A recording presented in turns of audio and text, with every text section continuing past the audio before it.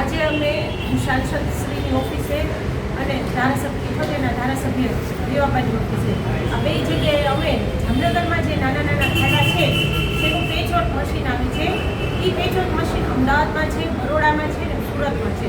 તો અમે આજે ધારાસભ્ય અને સાંસદશ્રીને આવેદન આપી અને એમ કીધું કે આવું મશીન જામનગરમાં પણ વસાવો, કારણ કે આ મશીનથી જે એરિયાની ગલી ખાંચામાં જે ખાડા છે ને એ ખાડા એ બુરાઈ શકે છે.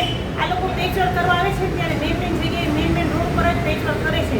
જ્યારે ગલીની અંદર નાના નાના ખાડા છે ત્યારે છોકરાઓ સ્કૂલે જતા હોય અને એના પપ્પા અથવા એના મમ્મી એ પાછળ એક્ટિવામાં બેસાડીને લઈ જતા હોય તો એ ખાડામાં જ્યારે ધડકો લાગે છે ને ત્યારે ઘણીવાર બાળકને પડી જવાની પણ બીક હોય છે અને આ ખાડાની સાથે ભયંકર નુકસાન થાય છે.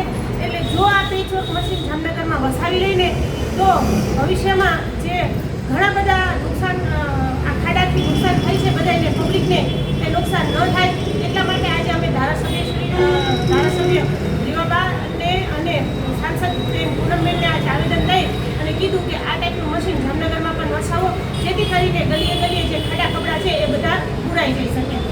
અસ્તુ ભારત માતા કી જય.